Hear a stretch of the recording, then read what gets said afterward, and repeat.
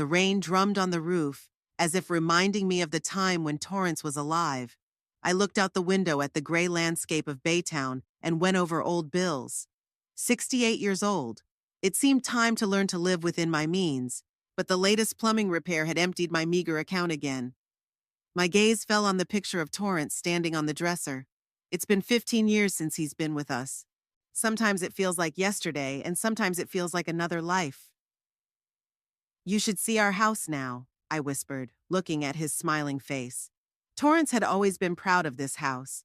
The small but cozy two-story mansion in a quiet Baytown neighborhood was his pride.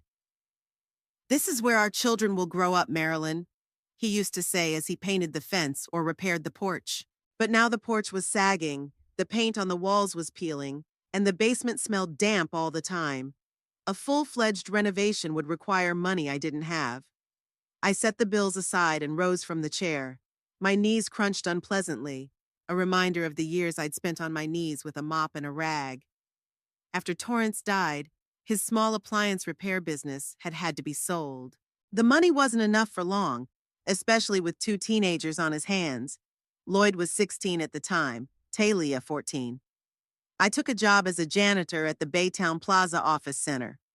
Working the night shift allowed me to spend my days with the kids. I remember scrubbing floors until they shined, dusting expensive furniture and cleaning endless glass partitions while my children slept at home. My hands were covered in cracks from the cleaning products and my back was aching, but I never complained. Lloyd was such a capable boy. Teachers said he had a bright head and should get into a good college. I saved every dime, took extra shifts to save up for his education. Talia did well in school too, but was more practical. "Mom, I can go to a community college. Don't spend so much money on me," she would say as she watched me fall asleep at breakfast after a night shift. The years went by. Lloyd went to a prestigious college 3 states away. I only saw him at Christmas and sometimes in the summer. Talia stayed in Baytown, finished her accounting degree, and took a job with a local construction company. She married Rivera, had 2 children, and now lived a half-hour away from me. Lloyd was different. After college, he moved to Baytown's business district and took a job with an investment firm. I was proud of him, even though I saw him less and less. "Mom, I'm in a meeting." "Mom, I'm on a business trip." "Mom, let's do it next time," was what I usually heard when I called him. The ringing of the phone snapped me out of my memories. Speaking of my son, "Mom, it's me." Lloyd's voice sounded unusually excited. "Hello, son. Is something wrong?" "No, not at all. On the contrary, I have great news. Yeah, I've proposed to Venetia. We're getting married." "Oh, Lloyd," I pressed my hand to my chest. "That's wonderful. Congratulations to both of you." "Thanks, Mom. Listen, I want you to meet her and her parents. How about dinner this Friday night?" I made reservations at the Côte d'Azur. Azure was the most expensive restaurant in Baytown. I've never been there.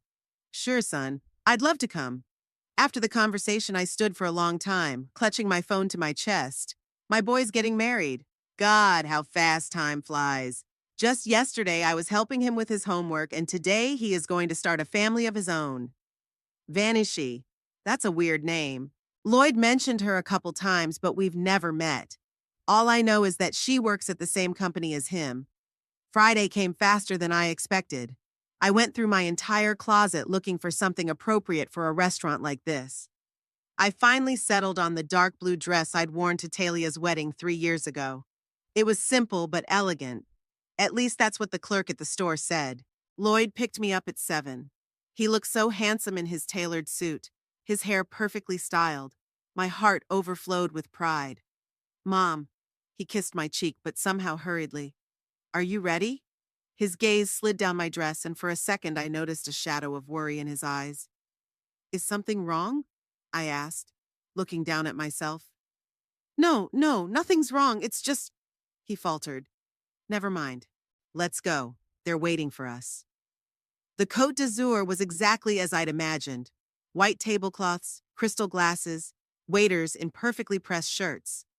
I felt out of place, especially when I noticed other diners sneaking glances at my modest dress and old-fashioned purse.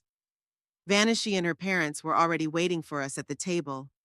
I immediately realized why Lloyd was nervous about my appearance. Venetia Eldridge looked like a photo model. Tall, slender, with long dark hair and flawless makeup. She wore an exquisite dress that I'm sure cost more than my entire closet. Her parents, Artis and Selma Eldridge, looked equally impressive. Mom, meet Vanishi, Lloyd introduced us with an unnatural smile. Vanishi, this is my mom, Marilyn. Nice to meet you, Mrs. Huffman. Vanishi held out her hand to me with a perfect manicure. Her smile didn't reach her eyes. Likewise, dear, and please call me Marilyn. And these are Venetia's parents, Artis and Selma. Mr. Eldridge shook my hand with the look of a man forced to touch something unpleasant. Mrs. Eldridge confined herself to nodding. So, Mrs. Huffman, Artis began as we sat down at the table, Lloyd tells me that you've worked as a janitor? It sounded like I was confessing to some shameful crime. Yes, at the Baytown Plaza. I tried to be dignified. After my husband died, I had to support my children and educate them. How noble, Selma said in a tone that made it sound like the opposite of what it meant. I apologize for my mother, Lloyd suddenly intervened. She's not very good at, etiquette and all that. I felt the color flood my cheeks. Lloyd had never apologized for me before. It's okay, dear. Vanishi stroked his arm. We all understand. The rest of the dinner passed like a blur. I tried to watch which fork I was eating with, not to put my elbows on the table or talk too loudly. Lloyd gave me concerned glances every now and then, and when I mentioned that he'd love to help me bake cookies as a kid, he hurriedly turned the conversation to his success with the company. Where are you planning to have the wedding? I asked when dessert arrived. Oh, we want to have a real celebration, Vanishi perked up.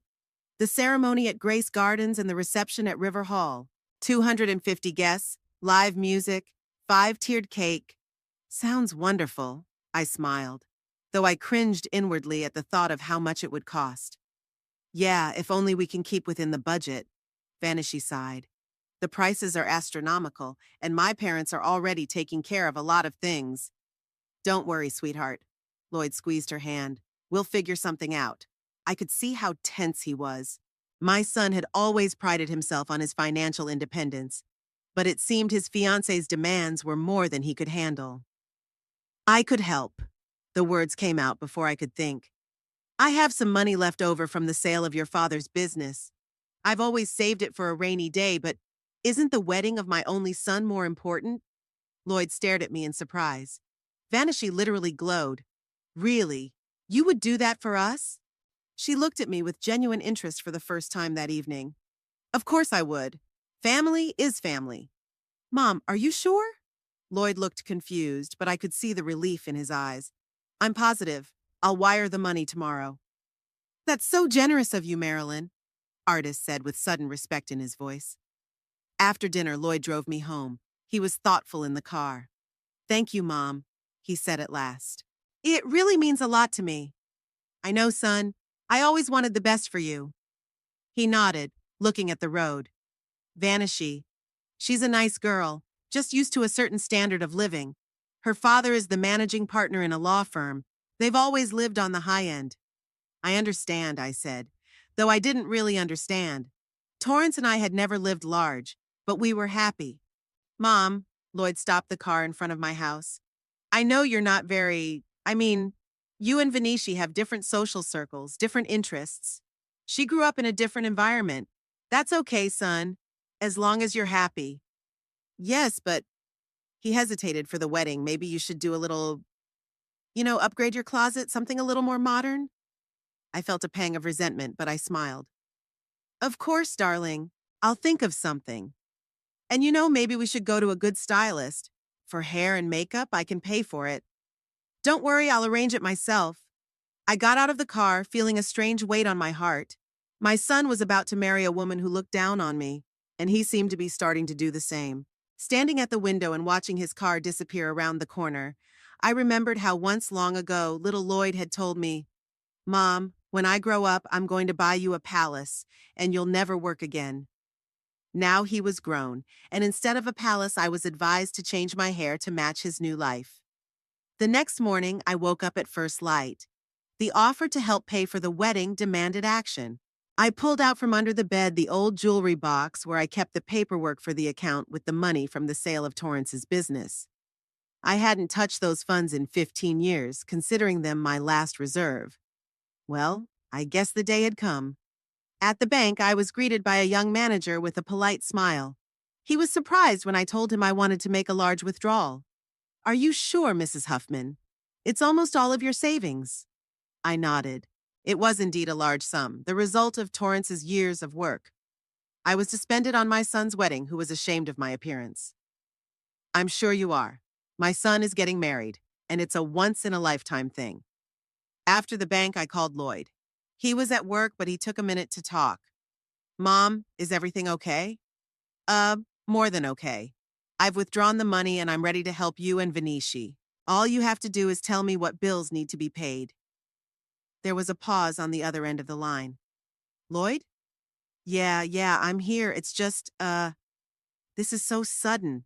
Vanishi's gonna be thrilled. Listen, we have a meeting with the wedding coordinator at the River Hall in 2 days. Why don't you join us?" "I'd love to." Lloyd picked me up on the appointed day. Vanishi was already in the car, shiny as a new coin, her long fingernails tapping on the phone screen. "Good morning, Marilyn." She looked up as I got into the car. "It's so nice of you to help us with our expenses." "Hello, Vanishi. Glad to be of service." The wedding coordinator, Delilah, appeared to be an energetic woman with a tablet in her hands and a headset in her ear. She spoke quickly, gestured vigorously, and called me Mom of the Groom, as if I didn't have a name. River Hall was impressive, a huge space with columns, crystal chandeliers, and a view of the river. The staff was already setting up sample tables, showing the serving options. "So," Delilah checked her clipboard, "we need to prepay for the hall and catering. 50% now, the rest a week before the event." She said a sum that made me a little dizzy. However, I silently pulled out my checkbook. "I also recommend booking a florist and photographer as soon as possible," Delilah continued. "We have excellent options, but they're in high demand." "Yes, let's do it today," Vanishi agreed easily, even though it was a lot of money involved. By the end of the day, I had paid the deposit for the banquet hall, catering, florist, and photographer. My bill was noticeably thinner, but Lloyd looked happy, and Vanishi stopped looking at me as an unpleasant chore. "You don't realize how much this means to us," Lloyd said as we drove home. "We will definitely acknowledge your contribution in our speeches," Vanishi added. In the following weeks, the wedding preparations took over everyone. I received regular calls from Delilah, who informed me about the new expenses. Cake, musicians, decorations, gifts for guests. The list seemed endless, and with each item, my savings melted away. One day, Vanishi invited me to her wedding dress fitting. It was unexpected, and I felt a rush of warmth. Could it be that our relationship was getting better? The White Swan Bridal Fashion Salon shone with luxury and elegance. The consultant led us to a private room with champagne and fruit. Along with us was Venetia's mother, Selma, and 2 of her friends. "Mrs. Huffman, glad you could join us." Selma nodded at me, but there was no sincerity in her voice. Vanishi appeared in several dresses, each more beautiful than the last.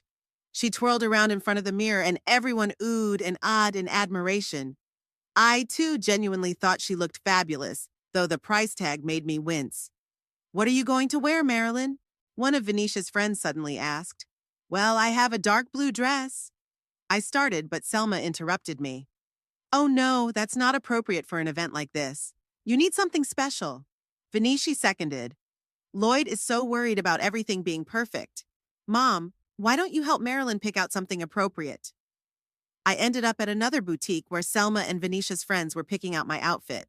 They rejected everything I liked, and in the end I bought an expensive dress that didn't fit me at all but got their approval. "Now you need to think about hair and makeup," Selma said, looking at my gray hair. The next day I was booked into an upscale beauty salon. A stylist with a fancy haircut looked at me like I was a challenge. "We can color in the gray," he suggested, going through my hair, "and give it a more youthful cut. And your eyebrows. We'll redo them completely." I sat in front of the mirror for hours while I was colored, cut, tweezed, and powdered. When it was over, a stranger looked back at me from the mirror, with brown hair, plucked eyebrows, and makeup that, in the stylist's opinion, hid her age. As I paid, the amount almost made me clutch my heart. My savings were melting away at a catastrophic rate. That evening, Lloyd called. Mom, how did it go at the salon? Good, I guess, except I don't recognize myself. That's great. Vanishy showed me a picture of you and you look great, much younger. There was relief in his voice, which hurt me more than all of Selma's stilettos. A week later, Vanishy invited me to the final fitting of her dress. I arrived at the salon earlier than the scheduled time and decided to wait in the lobby. Vanishy and Lloyd were already there, but didn't notice me behind the large floral centerpiece. I don't understand why we have to run around with her like this, Vanishy said in an irritated tone. Yes, she gives money, but she is your mother. She should be helping. I know, dear. Lloyd's voice sounded tired. But understand, it's not easy for her with us. Different circle, different habits. Did you see the way she held her glass at dinner with my parents? It was awful. And her accent. Honestly, I'm afraid to imagine how she'll look in our wedding pictures. My heart ached. I knew Vanishy wasn't happy with me, but I didn't think it was that bad. Did she manage to find a proper dress? Lloyd asked. Yes, your mom and her friends helped. But her hands, Lloyd. It's like she's been scrubbing floors her whole life. No manicure can hide that. What do you suggest? Lloyd's voice is a little strained. I don't know. Maybe she doesn't have to be at the ceremony. She could join the reception later when the main photos have already been taken. There was a pause and I held my breath. You want my mother not to be at our marriage ceremony? Lloyd said slowly. Not so categorically, Vanishy corrected quickly. It's just, you can see how she's out of the picture. My parents have invited so many important people. Imagine how it's going to look. A former cleaning lady amongst lawyers and businessmen. Vanishy, this is my mother. Lloyd spoke softly but firmly. Anyway, she has to be at the ceremony. Of course, darling, I was just thinking. Vanishy sighed. All right, forget it. Just talk to her, okay? Explain how important it is to make everything look perfect. Maybe remind her of how to behave in decent society. Okay, I'll talk to her. Lloyd gave in. I quietly retreated to the exit and walked out of the salon. I needed some time to collect my thoughts. My daughter-in-law thought I was a disgrace, and my son hadn't stood up for me the way he should have. 15 minutes later, I came back pretending that I had just arrived.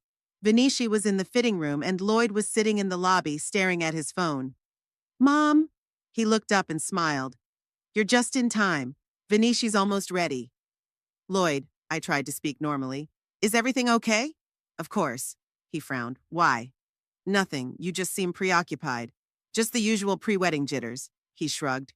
By the way, Mom, I wanted to invite you to dinner next week. Just you and me, to celebrate the upcoming wedding, so to speak. I smiled even though I was squeezing inside. I already knew what this dinner was going to be about. My pleasure, son. The restaurant Lloyd had chosen wasn't as fancy as the Azure, but it was still very nice. We sat at a table by the window and I could see my son was nervous. He barely touched his steak and drank 2 glasses of wine before he dared to speak. Mom, you know how much your help with the wedding means to me, he began. I do, son. And I'm very grateful for everything you've done. The money, the involvement, the support, but I decided to help him. Lloyd sighed. You know, this wedding, it's very career-enhancing. There will be firm partners, clients, important Venetia family connections. Everything has to be flawless. And I don't fit into that flawlessness, I said quietly. His eyes widened. What? No, that's not what I meant. Lloyd, I put my hand on his palm. Just say what you want to say. He looked away, then pulled himself together. Mom, I think it would be best if you didn't come to the ceremony. Even though I was prepared for those words, they still hit like a slap in the face. I understand. My voice sounded muffled. It's not about you, he added hastily. It's just that Vanishy and I decided to make the ceremony more chamber-like. Only our closest friends and colleagues, and everyone can come to the reception later. But I'm not even the closest person. I'm your mother, Lloyd. He averted his eyes. You don't understand. This is important for my career, for my future with Venetia. Her father can make me a partner in his firm. It's a once-in-a-lifetime opportunity. And I could ruin it by looking like this. I said out loud what I knew from the conversation I overheard. Lloyd flinched. I didn't say that. But it's true, isn't it? You're ashamed of me. My accent, my hands, my past as a janitor. Mom? I felt tears welling up in my eyes, but I held back. I've worked my whole life for you, Lloyd. Cleaning toilets and scrubbing floors so you could get an education. Never once complained, never once asked for anything in return. I know, and I'm grateful. Grateful? I grinned bitterly. You're asking me not to come to your wedding because I'm not good enough for your new friends. Is that your gratitude? That's not what I meant, he started to get angry. You've got it all wrong. Am I? Then explain to me where I'm wrong. Lloyd was silent, unable to find the words. You know what? I pulled my checkbook out of my purse. I've paid so many bills for your wedding. Maybe you'd like to reimburse me since I'm not fit to attend the ceremony. Mom, don't start. He lowered his voice, glancing around at the neighboring tables. You're making a big deal out of this. Am I? I got up from the table. I think you're the one making your mother look like a waste of space. Sit down, please. Lloyd grabbed my hand. People are watching. Let them look. I pulled my hand away. I don't care anymore. Just like you don't care that you broke my heart. I turned and walked toward the exit, tears streaming down my cheeks. Behind me, I heard Lloyd calling my name, but I didn't stop. It was raining outside, but I didn't even open my umbrella. Let all the makeup I'd paid a fortune for be washed away by the rain. I wasn't going to pretend to be someone else anymore. The drive home was the longest of my life. I walked in the rain until I was soaked to the skin. My mind replayed my son's words, his dismissive tone, and how easily he'd decided to cut me out of the most important day of his life. The front door closed behind me with a heavy thud. The house greeted me with its usual silence, but today it seemed especially oppressive. I kicked off my soaked shoes and walked into the living room without turning on the light. I'd never felt so betrayed. With trembling hands, I sank into Torrance's chair.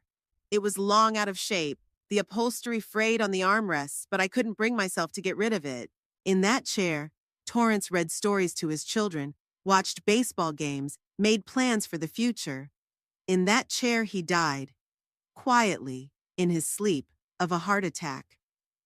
What would you do, Torrance? I whispered into the void. What would you do with our son? The answer was silence. I knew Torrance would never allow such an attitude. He was a gentle man, but had a steely temper when it came to principles. Rising from my chair, I made my way to the old secretary in the corner of the room. The bottom drawer hadn't been opened in years. It held family photos and documents I rarely accessed. The knob was sticking, and I had to struggle to pull the drawer open. Inside were albums, bundles of letters tied with faded ribbons, and file folders. I pulled out the oldest scrapbook, a worn, leather-covered one. On the first page was a wedding photo of Torrance and me. We were so young, so naive, believing that love could overcome all odds. As I turned the pages, I watched our children grow up. Here's Lloyd, 3 years old, proudly showing off a doodle he's drawn. Here he is 7, sitting on his dad's shoulders at a baseball game. And here he is 10, receiving a diploma at school, and I'm standing next to him, so proud, wearing my best dress that I made myself. Tears came to my eyes again. I was there for him at every important event in his life, and now he doesn't want me at his wedding. Under the albums, I found a file folder. When I opened it, I saw receipts from recent prepayments for the wedding. Banquet hall, catering, florist, photographer. In total, I had spent almost all of my savings. Money that was supposed to provide for my old age. Why did I do it? Why did I let myself believe that I could buy the respect of my son and his fiancée? That money could make them accept me? As I continued going through my papers, I came across a folder labeled Automobile. Inside were papers for the silver Lexus sedan I'd given Lloyd for his college graduation. It was a crazy expense, almost a third of the money from the sale of the Torrance business. But Lloyd had dreamed of that car so much, had admired it so much at the car dealership. Mom, when I have one of these, everyone will know I'm worth something, he said, and I couldn't resist. Then we registered the car on me. It was more favorable with insurance. Lloyd promised to reissue the papers to himself when he got a job, but it had been 6 years, and the car was still registered to me. I was paying property taxes, even though Lloyd was the only one driving it, I took a good look at the paperwork. The car was legally mine. I owned it even though I'd given it to my son. The license, the insurance, the registration, everything was in my name. A strange feeling came over me. Anger, resentment, frustration, all mixed into a determination to do something about it. I couldn't let my son humiliate me, reject me, shame me, and still have my financial support. It wasn't right. I put the papers aside and went upstairs to my bedroom. The old clock showed almost midnight, but there was no sleep in either eye. I undressed and took a hot shower, washing away the remnants of my makeup and tears. Then I put on an old nightgown and sat on the bed with a notepad. What can I do? I wrote at the top of the page. 1. Cancel the wedding payments. I checked the checks. Most of them were prepayments with the option to cancel 2 weeks before the event. The wedding was 3 weeks away, so I could still get some of the money back. 2. Get the car. It belonged to me, and I had every right to use it as I saw fit. But would I dare? Wouldn't that be too cruel? Wouldn't it destroy my relationship with my son completely? I remembered his words at the restaurant. It would be better if you didn't come to the ceremony. And my resolve strengthened again. He had already ruined our relationship with his neglect. I spent the rest of the night thinking, staring at the ceiling. By dawn, I had made my decision. In the morning, as soon as the offices opened, I started making calls. First to River Hall, to cancel the banquet hall reservation. The manager was surprised, but when I explained that I was the mother of the groom and a paying customer, he agreed to refund the money minus a small fee. I then called the catering company, the florist, the photographer. The same story was repeated everywhere. Surprise, questions, but eventually agreeing to refund most of the money. By noon, I had canceled almost all of the payments I'd made for Lloyd's wedding. The phone rang as I was finishing up a conversation with a company that provides holiday lighting. It was Delilah, the wedding coordinator. Mrs. Huffman, what's going on? Her voice sounded confused. I'm being informed that you're canceling all payments? That's correct, Delilah. But, the wedding is in 3 weeks. Everything's already been arranged, booked. I'm afraid there's been a change of plans, at least my involvement in them. Does Lloyd know about this? He'll know soon enough, I said calmly. Good day, Delilah. I hung up the phone and took a deep breath. The phone rang again, but I didn't answer it. I needed to finish what I had started. The next step was the car. I found the number for the tow truck service in the phone book and called them over to the office building where Lloyd worked. I knew the silver Lexus would be parked in the parking lot. I need my car towed, I told the dispatcher. I have all the paperwork to prove I'm the owner. Of course, ma'am. The tow truck will be here in 20 minutes. Give me the address. I dictated the address of Lloyd's office and described the car. Then I gathered all the necessary paperwork into a folder and hailed a cab. As I approached the office building, I saw a tow truck already loading a silver Lexus onto the platform. The driver checked my documents, asked me to sign some papers, and said that he would deliver the car to the specified address. Where exactly do you want us to take it, ma'am? Premium Auto on Center Street. I arranged the sale. That was the truth. I called the dealership on the way here and found out they were willing to buy the car back for a decent price, considering its excellent condition. Lloyd always took good care of his Lexus. When the tow truck left with the car, I was left standing in the parking lot feeling a strange emptiness inside. Part of me felt satisfied with the measures I had taken, but another part of me clenched painfully at the thought of my son's reaction. I didn't wait for Lloyd to discover the car was missing. Instead, I returned home in a cab and began preparing for the inevitable conversation. That evening, I was sitting in the kitchen, sipping tea and looking over receipts for refunds, when I heard the squeal of brakes in the driveway. The car door slammed so hard that the windows rattled. A second later, there was a banging on the door. Mom, open up right now! Lloyd's voice sounded fierce. I calmly walked to the door and opened it. Lloyd burst into the house, his face red with anger. What have you done? He was almost shouting. Do you have any idea how I looked when I got the call that all the wedding payments were canceled? And then I walk out into the parking lot and my car is gone. Hello, Lloyd, I remained calm. Come on in, we need to talk. Talk? He flailed his arms in anger. You ruined my wedding, you stole my car, and you want to talk? I didn't steal your car, Lloyd. I took my car. It's registered to me, and I have every right to use it. It was a gift. You gave it to me. Yes, I did. But legally, it's always been mine. You promised to reissue the deed 6 years ago, but you never did. I went into the living room and picked up a file from the table. Here, take a look for yourself. The registration, the insurance, it's all in my name. Lloyd grabbed the folder and flipped through the documents, his anger slowly changing to disbelief. What did you do with it? He finally asked. I sold it. To Premium Auto. Sold it? He stared at me with his mouth hanging open. Without my permission? I didn't need your permission, Lloyd. It was my car. And the wedding payments? Why did you cancel them? I pointed to the chair. Sit down, please. Let's talk like adults. To my surprise, Lloyd obeyed. He sat down in the chair, still clutching the file folder. I canceled the payments because I don't want to be a part of this wedding anymore, I said bluntly. You've made it clear that I'm not welcome at the ceremony. Well, then I won't pay for an event I'm not invited to. But we explained. Explained what, Lloyd?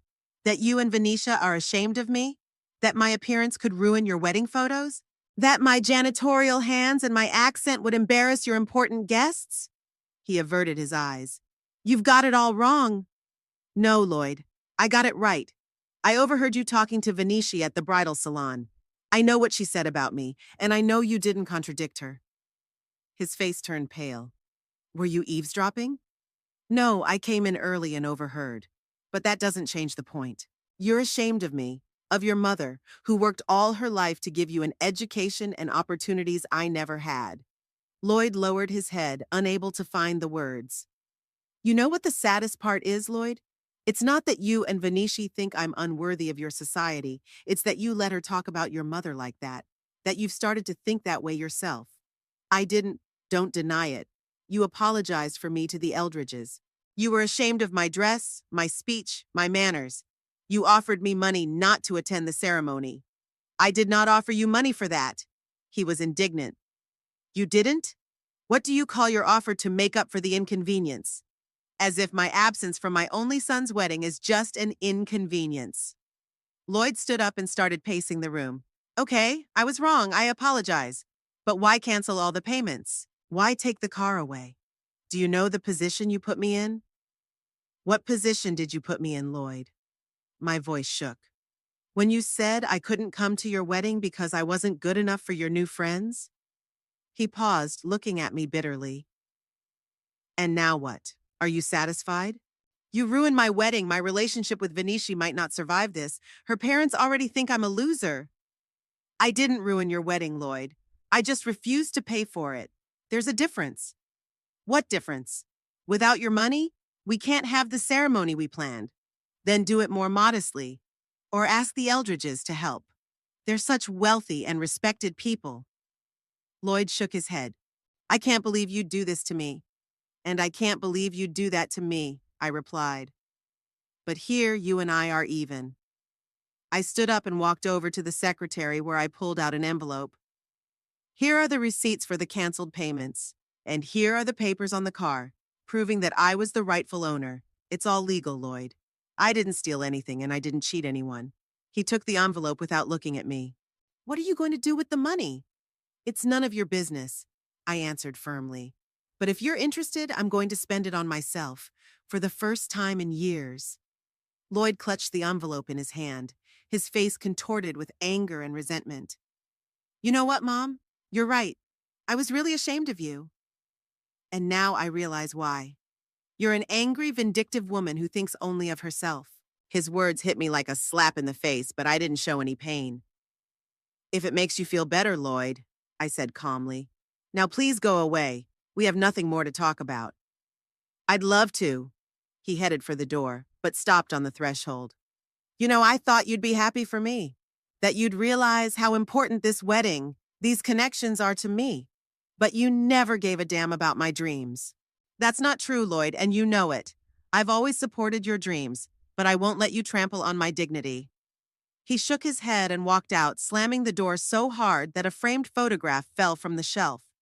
The glass shattered, splintering on the floor, just like my relationship with my son. I sank slowly into Torrance's chair, feeling strangely empty. I had done what I thought was right, But then why did it hurt so much? The silence of the house enveloped me like an old blanket. I sat still, staring at the shards of the broken photograph, and thought about how some things, once broken, are impossible to glue back together. The morning after my fight with Lloyd was surprisingly clear. I woke up at first light, feeling strangely light. The pain of my son's betrayal hadn't gone away, but there was a new sense of release. For the first time in years, I could think about myself, about my desires.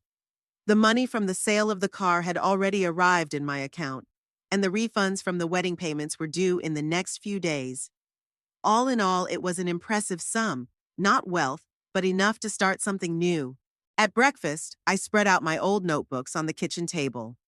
One of them, the one with the tattered, faded cover, contained the outline of a business plan for a flower store that I'd drawn up when Torrance was still alive.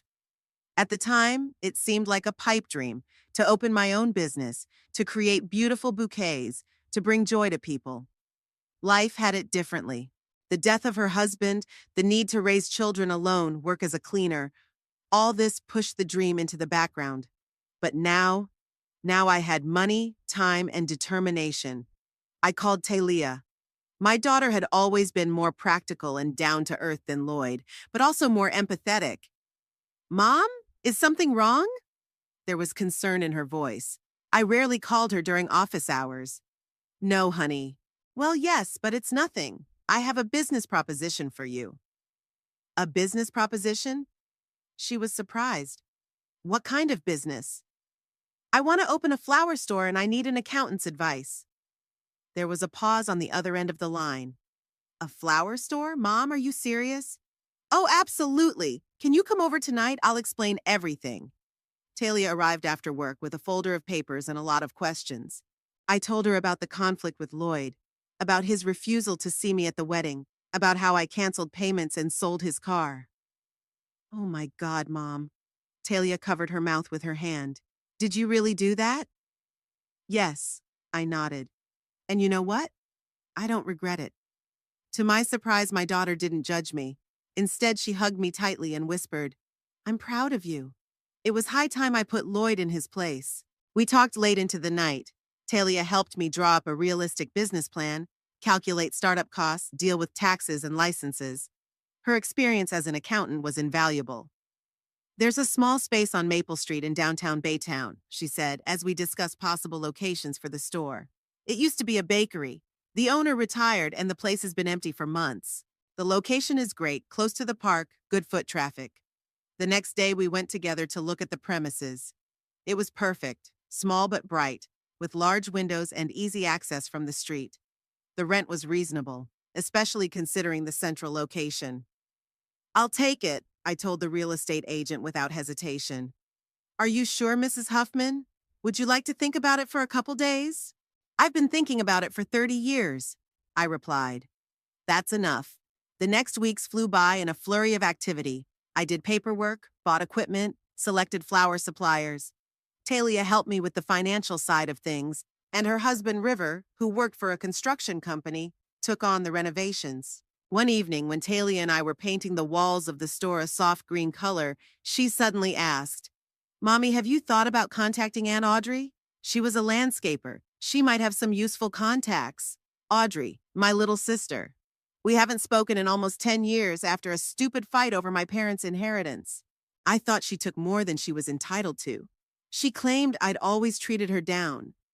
Word got out and we stopped talking. I don't know, Talia. It's been a long time. That's why it's worth a try, my daughter said softly. Life is too short for such long grudges. I've been thinking about this proposal for days. Finally, plucking up the courage, I found an old notebook with Audrey's number in it and called. The phone was answered after the third ring. Hello? My sister's voice hadn't changed much over the years. Audrey? It's Marilyn. Silence. Then uncertain. Marilyn? Is something wrong? Nunum ptu. I mean, yes, but nothing bad. I'm opening a flower store and I was wondering. Maybe you could help me with some advice. Another pause, longer than the last. A flower store? You? Yes, me. I couldn't hold back a smile. Amazing, isn't it? Very. she said, warmth in her voice. You know what? I'll come over. I'll see what you're up to. Audrey arrived 3 days later, straight from Portland, where she'd lived for the past few years. Seeing her on my doorstep aged, with new wrinkles around her eyes, but still with that same mischievous twinkle in her eye, I felt the wall we'd built together over the years crumble. We hugged, both crying and laughing at the same time. Silly us, Audrey whispered. So many years lost. Better late than never, I replied, wiping away my tears. Audrey stayed in Baytown for a few weeks. She really proved to be invaluable in getting the flower store organized. Her expertise in landscaping, her knowledge of suppliers, her ability to put together bouquets, all added a professional touch to my humble enterprise. You have to specialize, she said as she arranged trial arrangements in the still empty store. Find something that will set you apart from other florists. Maybe vintage arrangements? Or bouquets in the Provence style?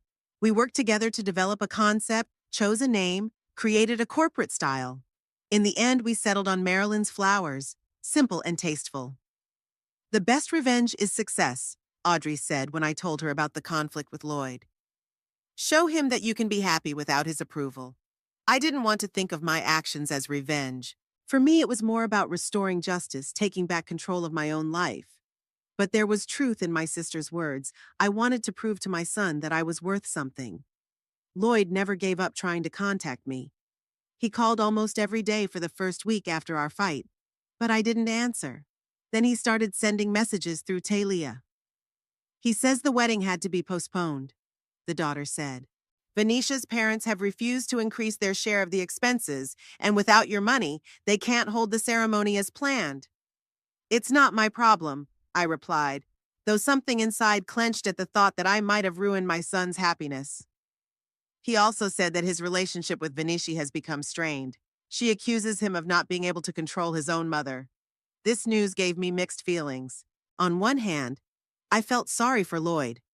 On the other, I realized that Venetia was showing her true colors and perhaps it was for the best.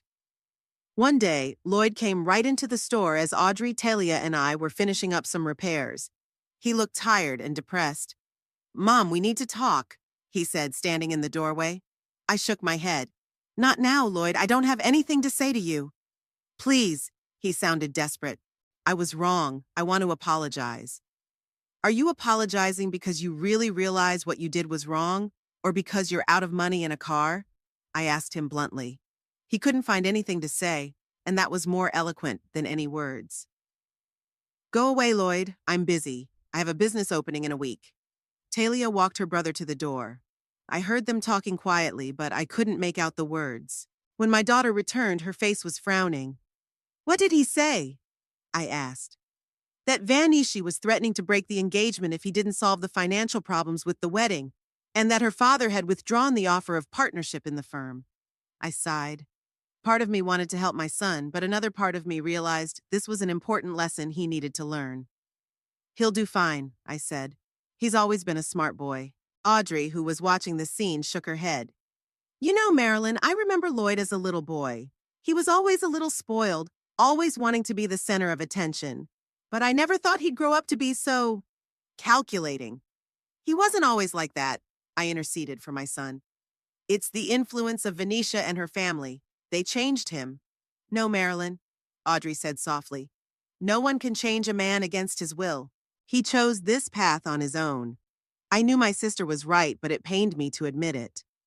Marilyn's flowers opened on the first day of spring. Talia, Audrey, Reaver, and I worked through the night getting the store ready for the big day.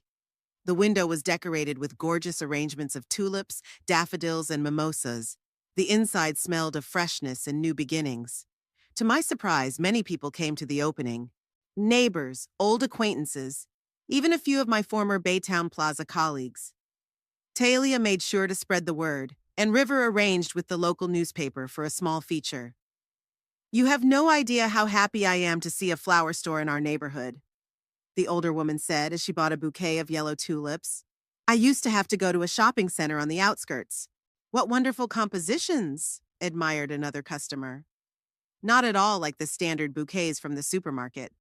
By the end of the day, almost all the flowers were sold out, and the order book was filled for the week ahead.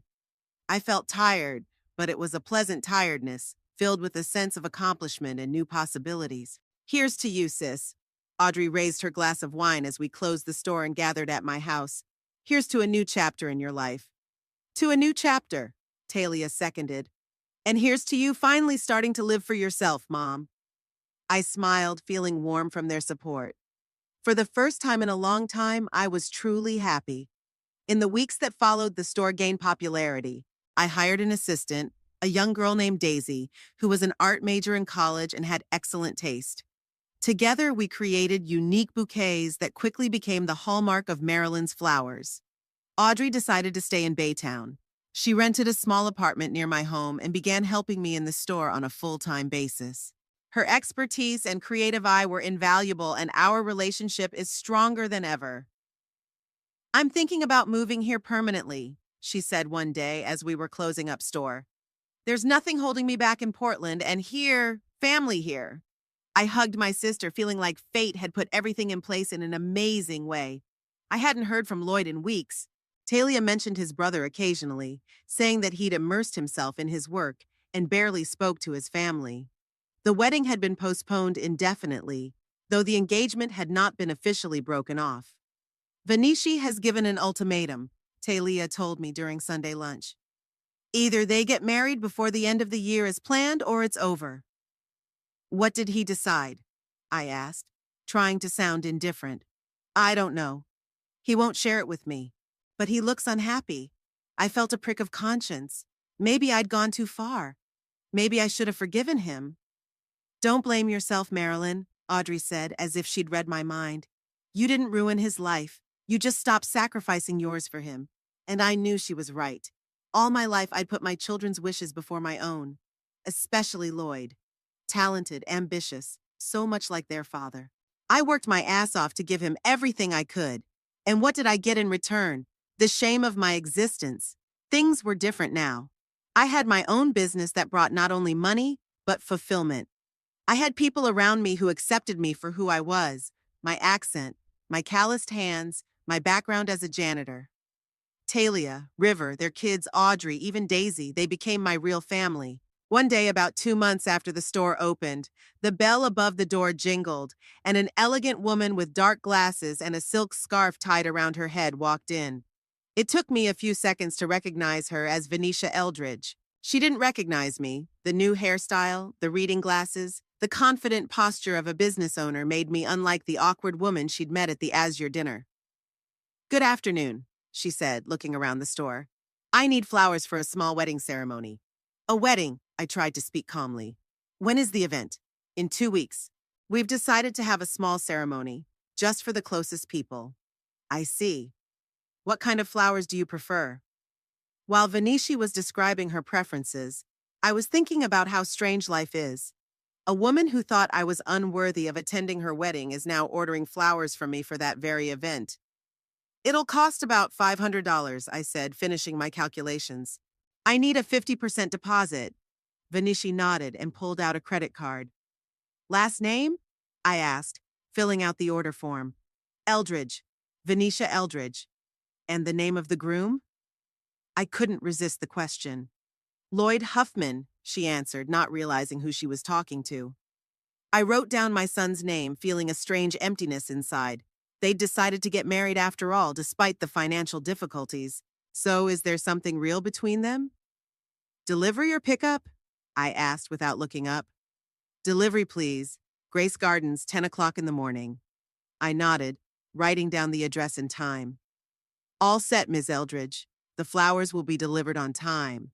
When she left, I sat at the counter for a long time, looking at the order form. Lloyd's wedding, without me, without my presence, but with my flowers. Fate plays strange tricks on me sometimes. That evening, I told Audrey and Talia all about it. They were shocked. Unbelievable, Talia shook her head. She didn't even recognize you? No, I grinned. I guess all cleaning ladies look the same to her. What are you going to do? Audrey asked. Are you going to cancel the order? I wondered. My first impulse was to back out so I wouldn't have anything to do with a wedding I wasn't invited to. But then I thought about the fact that it would be too petty an act. No, I decided. I'll fulfill the order. It's my business, and I'll be professional. But I'll deliver the flowers personally. Are you sure? Talia looked worried. This could be painful. I'm sure, I nodded. It was time to put an end to this story. The morning of the wedding day was clear and sunny. I carefully packed all the arrangements I'd ordered into the van I'd recently purchased for deliveries. The bride's bouquet, groom's boutonniere, table centerpieces, everything was perfect. I also prepared a small gift from myself, an elegant bouquet of white roses and lavender tied with silk ribbon.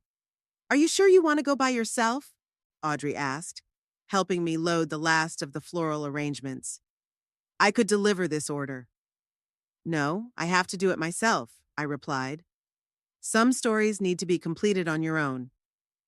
I arrived at Grace Gardens 2 hours before the ceremony. It was a small but cozy space with large windows overlooking the garden, not at all like the lavish river hall, where they had originally planned to celebrate with hundreds of guests. After unloading the flowers, I began setting up the archway and arranging the arrangements on the tables. The work calmed me down, allowing me not to think about my upcoming meeting with my son. I was completely immersed in the process, making sure that every flower was in its place, every ribbon perfectly tied. I was almost finished decorating the arch when I heard the door open. I turned around and saw Lloyd standing in the doorway with a look of utter amazement on his face. Mom? His voice shook. What are you doing here? Hello, Lloyd. I calmly continued my work. I'm delivering flowers for your wedding. You own a flower store? He looked completely confused. Yeah, for 6 months now. Marilyn's Flowers on Maple Street. He slowly moved closer, looking at the archway, the bouquets on the tables, my work. This is amazing, he said quietly. I didn't know you were into flowers. There's a lot you didn't know about me, Lloyd. I turned to him. How are you? He lowered his eyes. I'm okay. I'm working. Getting ready for the wedding, as you can see. Vanishi didn't recognize me when she ordered flowers, I remarked. What? He raised his eyebrows. She was the one who placed the order? Yes, 2 weeks ago. She came into the store, picked out the arrangements, left a deposit. Never once looked me in the eye closely enough to recognize me. Lloyd blushed with embarrassment.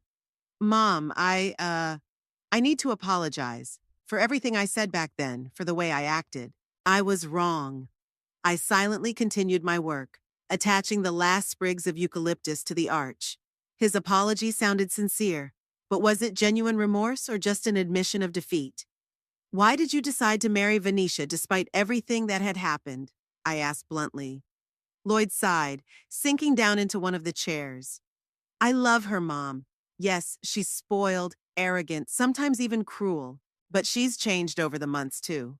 When her parents turned their backs on us, when the money stopped pouring in, I saw a different Vanishi, one who could fight for what she cared for.